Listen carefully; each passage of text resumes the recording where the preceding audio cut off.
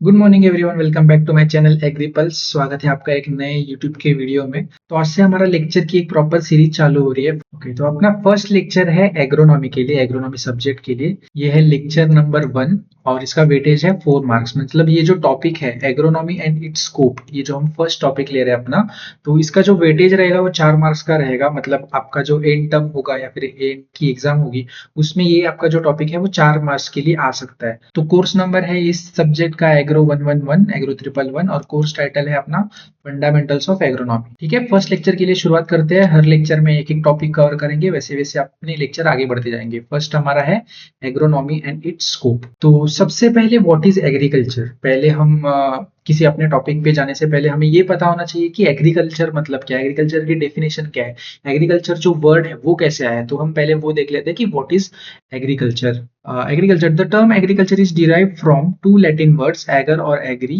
meaning soil, and cultura mean cultivation.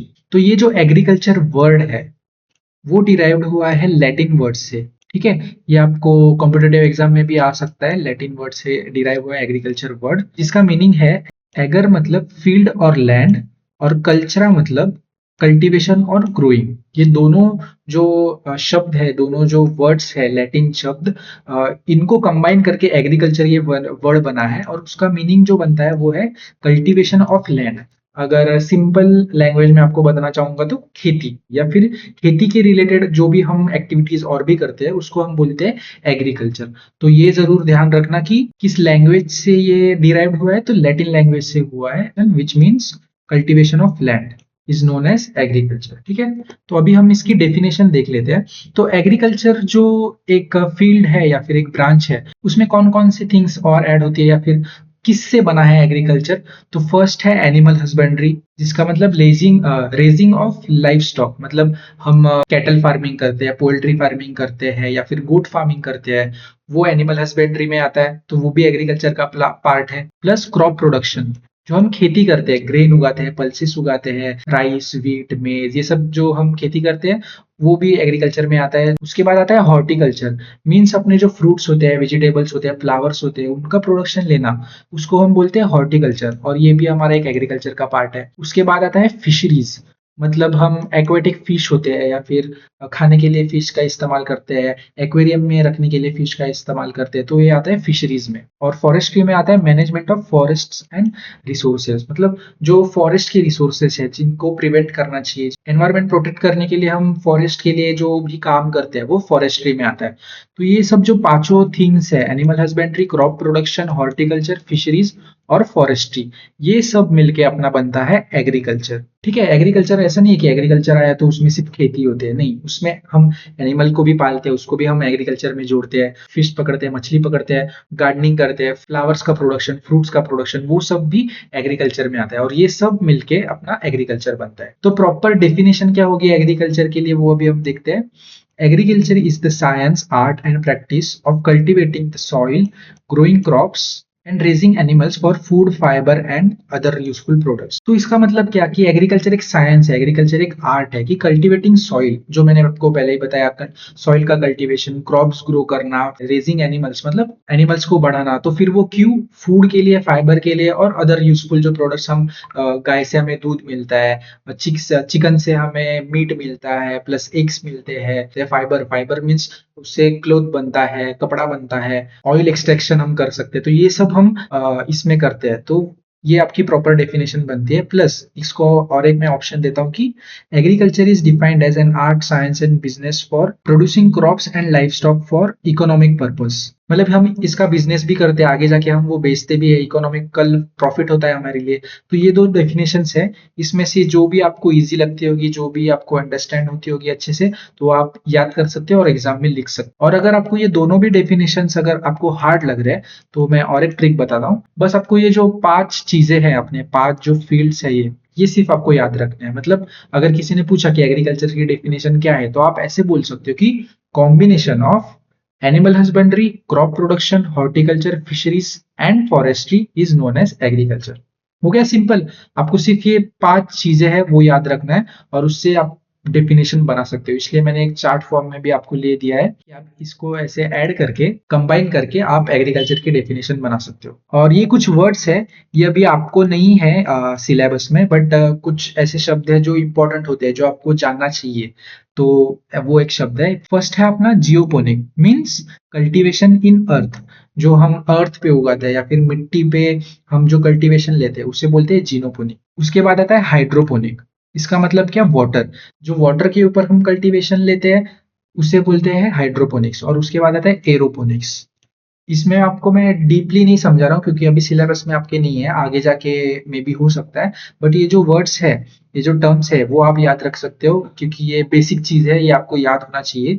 जियोपोनिक मतलब अर्थ पे जो हम कल्टीवेशन या फिर खेती करते हैं वो। हाइड्रोपोनिक्स मतलब पानी के ऊपर हम जो खेती करेंगे। और एरोपोनिक्स हवा में जो खेती करेंगे। अभी हवा में कैसी खेती होगी, क्या होगी, ये मैं आपको आगे जाके जब आपके सिलेबस में आएगा तब डीपली बताऊंगा। बट ऐसे 3 टाइप के जो खेती होते हैं वो हम लोग करते हैं। उसके बाद है एग्रोनॉमी, मेन जो अपना आज का टॉपिक है। एग्रोनॉमी मतलब क्या, और अपना सब्जेक्ट भी है agronomy. The term agronomy is derived from Greek word agarose meaning field and nomos means manage. Greek language से हमें वो मिला है एग्रोनॉमी। जो पहले हमें एग्रीकल्चर था वो हमें किससे मिला था, लैटिन से मिला था, लैटिन लैंग्वेज से। ओके, और एग्रोनॉमी मिला है ग्रीक लैंग्वेज से। तो ये आपके लिए बहुत इंपॉर्टेंट हो सकता है कि कोई भी, ये जरूर से याद रखना, बहुत बच्चे इसमें कंफ्यूज भी हो सकते हैं। एग्रोनॉमी ग्रीक लैंग्वेज और एग्रीकल्चर लैटिन लैंग्वेज। ये आपको कॉम्पिटेटिव एग्जाम्स में आ सकता है, जो अपने एमसीक्यूज होते हैं उसमें आ सकता है कि एग्रीकल्चर वर्ड कहाँ से डिराइव हुआ है या फिर किस लैंग्वेज से डिराइव होगा। ऑप्शंस होंगे, ग्रीक होगा, फिर लैटिन होगा, उसमें और भी ऑप्शंस होंगे। तो उसमें से आपको सही जो है वो आपको सिलेक्ट करना है। आपके एग्जाम में भी एमसीक्यू में या फिर 1 मार्क क्वेश्चन के लिए आ सकता है। तो इसका क्या मीनिंग होता है, एग्रोस मतलब फील्ड, ठीक है। और नोमोस मतलब मैनेजमेंट, लॉ और अरेंजमेंट। तो इसका मीनिंग क्या, एग्रोनॉमी का मीनिंग क्या बनता है, मैनेजमेंट ऑफ द फील्ड। जो भी हम खेती में काम करेंगे या फिर उसका जो मैनेजमेंट होगा वो करेंगे, तो उसे हम बोलेंगे एग्रोनॉमी। एग्रीकल्चर में क्या होता है कि ये पांचों चीजें उसको कंबाइन करके हम एग्रीकल्चर बोलते हैं। और एग्रोनॉमी में क्या होता है, सिर्फ क्रॉप प्रोडक्शन। ये जो हमारा सेकेंड वाला है, मैं दूसरा कलर लेता हूँ चाहिए तो, ये जो अपना सेकेंड ब्लॉक है ना, क्रॉप प्रोडक्शन वाला, वो अपना आता है एग्रोनॉमी में। और बाकी की जो बाकी फील्ड्स है उसके लिए फिर एनिमल हस्बेंड्री के लिए एएसडीएस, हॉर्टिकल्चर के लिए अलग से सब्जेक्ट है हॉर्टिकल्चर, फिशरीज के लिए हमें एग्रीकल्चर में इतना डीपली नॉलेज नहीं है इसके बारे में क्योंकि उसकी डिग्री अलग है, ठीक है। फॉरेस्ट्री भी हम थोड़ा थोड़ा सीखते हैं। फील्ड मैनेजमेंट कैसे करते हैं ये हम सीखेंगे एग्रोनॉमी में। तो डेफिनेशन क्या रहेगी एग्रोनॉमी के लिए, agronomy is the branch of agricultural science that deals with the principle and practices of soil management, crop production and environmental sustainability। हम खेती के लिए क्या क्या करेंगे, सॉइल मैनेजमेंट करेंगे पहले तो, ठीक है। क्रॉप प्रोडक्शन करेंगे, पहला क्या स्टेप आएगा अपना सॉइल मैनेजमेंट का। उसके बाद आएगा उसका क्रॉप प्रोडक्शन। उसके बाद आएगा एनवायरमेंटल सस्टेनेबिलिटी, कि एनवायरमेंट को बिना हार्म करे, बिना पोल्यूशन करे हम फार्मिंग कैसे करेंगे। ये सब चीजें हम एग्रोनॉमी में सीखते हैं। एक सिंपल डिफिनेशन है ये, it is defined as an agriculture science which deals with principle and practices of crop production and field management. इन दोनों में से आप कोई भी डेफिनेशन अगर जो आपको सही लगती है या फिर जो याद रहती है आप एग्जाम में लिख सकते हो। मोस्टली सब एक एक मार्क के लिए आपको ऑब्जेक्टिव के लिए पूछ सकते हैं। उसके बाद हम देखते हैं कि scope and role of agronomy. Agronomy का स्कोप क्या है, रोल क्या है, मतलब क्यों एग्रोनॉमी इंपॉर्टेंट है हमारे लिए, अब वो देखते हैं, ठीक है। तो इसमें 10 पॉइंट्स है, तो ये आपको 5 मार्क्स के लिए एग्जाम में क्वेश्चन आता है, तो ये भी इंपॉर्टेंट क्वेश्चन है। पहला पॉइंट है क्रॉप प्रोडक्शन एंड मैनेजमेंट, कि हम क्रॉप प्रोडक्शन कैसे लेंगे, मतलब हम जो खेती करेंगे उसका प्रोडक्शन और उसका खेती का मैनेजमेंट, ये हम एग्रोनॉमी से सीख सकते हैं। सॉइल फर्टिलिटी मैनेजमेंट, कोई भी फसल लेने से पहले हम, आपको पता ही होगा अगर आप खेती करते होगे तो आपको हमें देखना पड़ता है कि सॉइल में कितनी न्यूट्रिएंट्स प्रेजेंट है या फिर उसकी फर्टिलिटी अच्छी है कि नहीं, या फिर बहुत बार हम अगर उसी फील्ड पे अगर खेती करेंगे तो प्रोडक्शन भी कम हो सकता है। तो एग्रोनॉमी हमें क्या सिखाता है कि सॉइल की फर्टिलिटी कैसी चेक करनी है, कौन से क्रॉप के लिए कौन सी टाइप की सॉइल चाहिए, कौन सी न्यूट्रिएंट्स चाहिए सॉइल में, ये हम एग्रोनॉमी से सीख सकते हैं। उसके बाद वाटर मैनेजमेंट, वाटर मैनेजमेंट कैसे करना है। कभी कभी आप देख सकते हो कि कोई कोई जो प्लेसेस होते हैं वहां पे पानी की कटआउट होती है या फिर पानी कम होता है वहां पे, तो वहां पे कम पानी में हम कैसे अच्छा प्रोडक्ट निकाल सकते हैं, वो हम एग्रोनॉमी से सीखते हैं। वीड मैनेजमेंट, इसमें क्या होता है कि जो बेकार घास होती है या फिर जो पौधे ऐसे होते हैं जिसकी हमें जरूरत नहीं है, अगर हम राइस की खेती कर रहे हैं तो उसके पहले जो अनवांटेड प्लांट्स है या फिर जो पहले हमने खेती की होगी, तो उसके जो रिमेनिंग कुछ पौधे होंगे तो वो हमें उखाड़ के फेंकने होते हैं। उनकी हमें जरूरत नहीं होती है। क्यों जरूरत नहीं होती है? क्योंकि अगर हम उनके साथ ही अपना प्लांटेशन करेंगे तो उनका कंपटीशन होगा न्यूट्रिएंट्स के साथ, वाटर के साथ, सनलाइट के साथ, तो हमारी जो मेन पौधा है उसको बढ़ने में दिक्कत आ सकती है। तो वो वीड मैनेजमेंट कैसे करना है, जो अनवांटेड प्लांट है वो कैसे फेंकना है या फिर उनके लिए कौन सा वीडीसाइड या फिर हर्बिसाइड यूज करते हैं, वो हम एग्रोनॉमी में सीखते हैं। फिर cropping system and crop rotation, अलग अलग पैटर्न की फार्मिंग होती है, जैसे कि क्रॉप रोटेशन होता है, इंटर क्रॉपिंग होता है, मोनोक्रॉपिंग होता है। ये आगे जाके आप सीखोगे।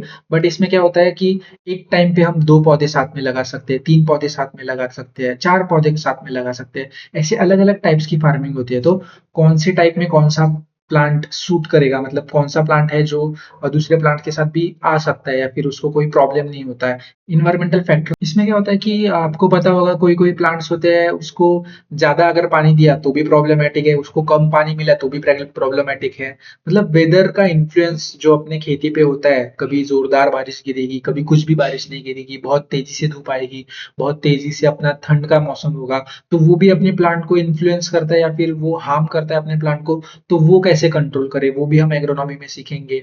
उसके बाद sustainable agriculture practices, eco friendly या फिर एनवायरमेंटल फ्रेंडली हम जिसे बोलते हैं, कि एनवायरमेंट को हार्म करे बिना हमें फार्मिंग कैसी करनी है, ये हम एग्रोनॉमी से सीखते हैं। उसके बाद सीड और सोइंग टेक्निक्स, कि हमें सीड कब डालना चाहिए, कब नहीं डालना चाहिए, कौन से टाइप का सीड डालना चाहिए, कौन सी वैरायटी यूज करनी चाहिए जिससे हमारा प्रोडक्शन बहुत अच्छा है, सीड कौन सा यूज करना चाहिए। बहुत टाइप्स के सीड्स होते हैं, सर्टिफाइड सीड होता है, लेबल सीड होता है, ट्रूथफुल सीड होता है, जो हम आगे जाके पढ़ेंगे। तो आपके लिए कौन सा सीड या फिर आप के लिए कौन सी सोइंग टेक्निक बेनिफिशियल होगी, ये सब आप एग्रोनॉमी से सीख सकते हैं। उसके बाद सॉइल कंजर्वेशन प्रैक्टिसेस, मतलब सॉइल का कंजर्वेशन, सॉइल इरोजन होता है, मतलब अगर ज्यादा तेज बारिश आई तो अपनी सॉइल चली जा सकती है, ज्यादा हवा से अपनी सॉइल उड़ के कहीं और जा सकती है।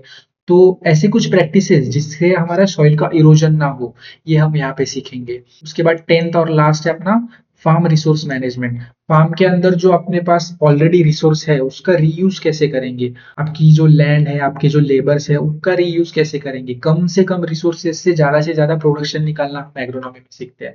तो ये कुछ 10 पॉइंट्स है एग्रोनॉमी के स्कोप या फिर एग्रोनॉमी का जो रोल है, वो हम इसमें सीखते हैं। अगर आपको ये एग्जाम में आया तो आपको सिर्फ मेरे ख्याल से ये जो 10 पॉइंट्स है, ये अगर आप 10 पॉइंट भी सिर्फ याद रखोगे तो इसके ऊपर आप फिर जो डिस्क्रिप्शन देना है या फिर जो आपको बोलना है वो आप आराम से ये कर सकते हो। ऐसा भी कुछ नहीं है कि रट्टा मारना है, क्योंकि एग्रीकल्चर एक ऐसी फील्ड है जिसमें आपको समझना है, आपको रट्टा नहीं मारना है। और ये समझने लायक है, आपको सभी पता है कि अगर आपको आपको अच्छी खेती करनी है या फिर आपको अच्छा प्रोडक्शन लेना है तो ये सब पॉइंट्स आपको ऑलरेडी पता है, जो आप ऑलरेडी खेती करते होंगे तो ये सब पॉइंट्स आपको पता ही होंगे।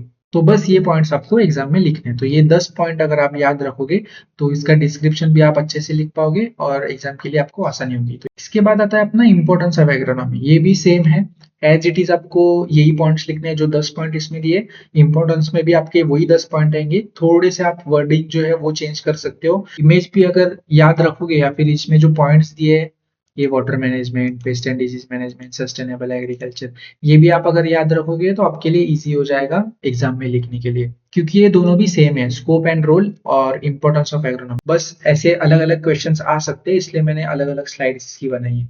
अगर आपको क्वेश्चन आया scope and role of agronomy तो आपको ये लिखना है, और अगर आपको इंपॉर्टेंस ऑफ एग्रोनॉमी आया तो भी आप ये लिख सकते हैं, या फिर ये जो पॉइंट्स है वो याद रखोगे तो आप अच्छे से आपका आंसर लिख सकते हैं। उसके बाद आता है अपना agronomy and it's relationship with other sciences. तो एग्रोनॉमी ऐसा एक सब्जेक्ट है जिसका रिलेशनशिप हर एक सब्जेक्ट के साथ है। जैसे कि आप यहाँ पे देख सकते हो, प्लांट फिजियोलॉजी, जेनेटिक्स, एंटोमोलॉजी, ये सब आपके एग्रीकल्चर के सब्जेक्ट है, ये भी आप सीखने वाले हो अलग से। तो सॉइल साइंस के साथ इसका रिलेशन कैसे आएगा, soil fertility and nutrient management, जैसे कि हमने स्कोप एंड रोल में दिखा था, यहाँ पे आ गया था अपना soil fertility and nutrient management.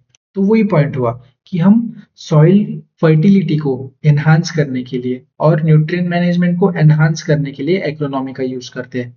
वैसे ही प्लांट फिजियोलॉजी में plant growth and development, plant grow करने के लिए हम उसके लिए अलग अलग फर्टिलाइजर्स यूज करेंगे, अच्छे से उसको धूप देंगे, अच्छे से उसको पानी देंगे, तो वो भी उसका पार्ट, प्लांट फिजियोलॉजी का भी उसका पार्ट आ गया।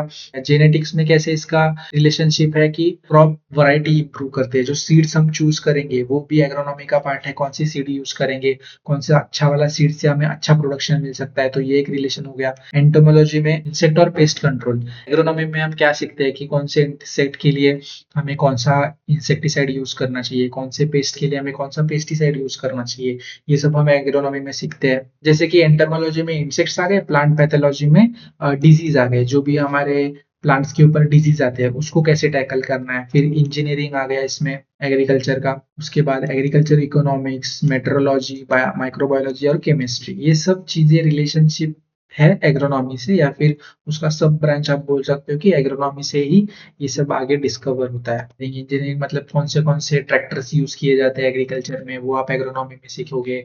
माइक्रोबायोलॉजी, सॉइल माइक्रो ऑर्गेनिजम्स जो होते हैं सॉइल के अंदर, उनको कोई कोई होते हैं बेनिफिशियल माइक्रो ऑर्गेनिज्म होते हैं, कोई कोई जो हार्मफुल होते हैं, तो बेनिफिट वालों को प्रिजर्व कैसे करना है या फिर उनको बढ़ाना कैसे है, जो हार्मफुल है उनको रेजिस्ट कैसे करना है, ये सब आप एग्रोनॉमी में सीखते हो और उनका रिलेशन इस प्रकार से आपको होता है। मैं ये सब क्लियर करता हूँ। तो अगर आपको अगर एग्जाम में क्वेश्चन आया कि relationship of agronomy with other sciences, ये भी एक इम्पोर्टेंट क्वेश्चन है, 5 मार्क के लिए आपको आ सकता है। तो इसका आंसर आप कैसे लिखोगे, यही जो मैंने अभी पॉइंट्स बताए सब 10 पॉइंट्स है, ये पॉइंट्स लिखोगे और उसके ऊपर डिस्क्रिप्शन दोगे कि हमें हेल्प कैसी होती है एग्रोनॉमी की। मैं आपको डिस्क्रिप्शन में आपको ये पीडीएफ भी दे दूंगा जिससे आप एग्जाम में ये लिख सकोगे। एग्रीकल्चर में कैसा होता है कि आप एक अगर टॉपिक पकड़ा ना तो आप उसके ऊपर लिख सकते हो, इसलिए आपको ये पूरा आंसर याद करने की या फिर रट्टा मारने की जरूरत नहीं है। आपने अगर ये 10 पॉइंट जो है मेन मेन ध्यान में रखे तो आप इसके ऊपर आंसर बहुत अच्छे से लिख सकते हो। इसलिए अगर आपको एग्रोनॉमी अच्छे से समझा, आपको ये स्लाइड अगर अच्छे से समझेगी कि एग्रोनॉमी क्या है और उसमें क्या क्या होता है, उसका स्कोप एंड रोल क्या है, तो उसके रिलेटेड ही सब होता है। इसमें भी वही पॉइंट्स है जो आपके आगे आएंगे, तो ये भी आपका आएगा 5 मार्क्स के लिए, आपका ये क्वेश्चन आ सकता है। उसके बाद है व्हाट इज एग्रोनॉमिस्ट। एग्रोनॉमिस्ट मतलब क्या है, तो ये भी बहुत सिंपल है, इसमें भी बताने लायक या समझाने लायक आपके लिए कुछ नहीं है। एग्रोनॉमिस्ट मतलब एग्रोनॉमी ये डिग्री जिसने ली है या फिर एग्रोनॉमी के लिए जो काम करते हैं उनको हम बोलते हैं एग्रोनॉमिस्ट। अगर आपको इसके ऊपर डेफिनेशन लिखनी होगी या फिर आपके एग्जाम में आया कि एग्रोनॉमिस्ट के लिए डेफिनेशन लिखो, तो आप क्या लिख सकते हो, an agronomist is a professional in the field of agronomy, जो मैंने आपको बताया अभी, who specialize in the science and technology of crop production and soil management। ठीक है, इतना भी लिखोगे तो भी बस है। अगर आपको सिर्फ 1 मार्क के लिए या फिर 0.5 मार्क के लिए भी कभी कभी ये क्वेश्चन आता है कि एग्रोनॉमी की डेफिनेशन लिखो, तो इतना लोगों भी ठीक है। अगर आपको एग्रोनॉमी की डेफिनेशन लिखनी होगी तो आप इजी वे में कैसे याद रख सकते हो कि क्रॉप प्रोडक्शन और सॉइल मैनेजमेंट मतलब एग्रोनॉमी, और जो इनके ऊपर जो काम करते हैं उसको बोलते हैं हम एग्रोनॉमिस्ट, जिसके पास इसकी डिग्री है इसे हम बोलते हैं एग्रोनॉमिस्ट। तो इजी वे में आप ये लिख सकते हो कि an agronomist is a professional in the agronomic field who specializes in the science and technology of crop production and soil management. They apply scientific principle and improve farming practices and enhance crop yield and ensure sustainable agriculture. वही point जब हमने scope में देखे थे points, principal improve करते हैं, farming practices improve करते हैं, एनहांस क्रॉप यील्ड जो अपना प्रोडक्शन है वो इंप्रूव करता है, और सस्टेनेबल एग्रीकल्चर उसे हम एग्रोनॉमी बोलते हैं। ये है रोल ऑफ एग्रोनॉमी। एग्रोनॉमिस्ट जो होते हैं उनका रोल क्या है एग्रोनॉमी में, तो ये भी आप वापस देखोगे, ये भी सब सेम पॉइंट्स है, इसमें भी कुछ अलग नहीं है। बहुत इजी, बहुत मतलब ये फर्स्ट टॉपिक है, आपको एकदम बहुत इजी लगने वाला है। ये आप पॉइंट्स देखोगे अगर, ये भी सब सेम पॉइंट्स है जो हमने पहले देखे हैं। रोल ऑफ एग्रोनॉमी में भी हमने यही पॉइंट्स देखे थे, और रोल ऑफ एग्रोनॉमिस्ट में भी हम यही पॉइंट देखेंगे। क्रॉप मैनेजमेंट, इसमें हम क्रॉप का मैनेजमेंट कर रहे थे, selection of crop varieties based practice sowing, research and innovation मतलब अभी आपने देखा होगा कि पोटैटो की अलग अलग वैरायटीज होती है। अभी टोमेटो, टोमेटो से हमने चेरी टोमेटो, तो ये किसने डेवलप किया है, ये एग्रोनॉमिस्ट ने डेवलप किया है, या फिर उसको रिसर्च करके उनका इनोवेशन करके ये प्रोडक्ट्स हमें सामने आए। या फिर अभी अभी ऐसे ऐसे भी वाटरमेलन है उनके अंदर सीड नहीं होता, सीडलेस वाटरमेलन्स होते हैं, तो वो डेवलप करना या फिर उसके ऊपर काम करना, ये सब काम एग्रोनॉमिस्ट के होते हैं। सस्टेनेबल फार्मिंग मैंने ऑलरेडी बता दिया पहले भी पॉइंट में। Farmer education and training, farmers होते हैं जो विलेजेस में अपने फार्मर्स होते हैं, उनको एजुकेट करना, उनको ट्रेनिंग देना।